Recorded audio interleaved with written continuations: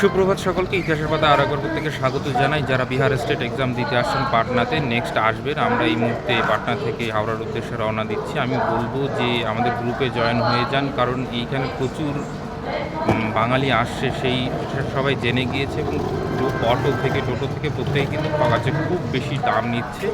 তো যারা রিজনাল প্রাইজের মধ্যে হোটেল খুঁজতে চান তারা আমাদের গ্রুপে জয়েন হয়ে যান। আমি বলে দেবো কোথায় কোথায় গেলে একটু কমের মধ্যে ঠিকঠাক হোটেল পাবেন এবং কোনো অসুবিধা হবে না।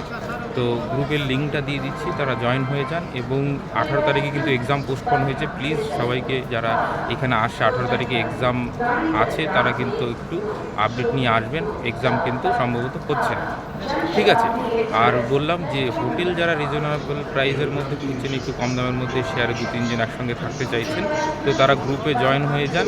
আমি যতটা সম্ভব হেল্প করে দেবো যে কোথায় গেলে কীভাবে কি আপনি ঠিকঠাক একটা সঠিক প্রাইজের মধ্যে হোটেল পাবেন। কারণ একদম স্টেশন থেকে বেরিয়ে আপনি যদি যান, নন এসি 1200-1300 এরকম চাচ্ছে এবং এসি 2000-এর মতন, 1800-2000-এর মতন চাচ্ছে। খুবই, যেটা নাকি 600 টাকার রুম সেটা 1000 টাকা চাইছে। তো এইটা একটা খুব বাজে ব্যাপার। এবং অটোগুলোও কিন্তু অনেক 10 টাকার ভাড়া 30 টাকা 40 টাকা নিয়ে নিচ্ছে। তো এইটা কিন্তু হচ্ছে এবং তারা দেখেই বুঝতে পারছে যে এরা বাঙালি, অতএব তাদের মানে তাদের কাছ থেকে যতটা পরিমাণ যার কাছ থেকে যেরকম পারছে কিন্তু ঠকিয়ে নিচ্ছে। তো একটু সাবধান, দামাদামি করে নেবেন। এবং সেই সঙ্গে বললাম যারা গ্রুপে নেই জয়েন হয়ে যান, এক্সাম নেক্সট আছে, তাদেরকে আমি বলে দেবো যে কোথায় গেলে হোটেল মোটামুটি ঠিকঠাক রেঞ্জের মধ্যে কিন্তু আপনারা পেয়ে যাবেন।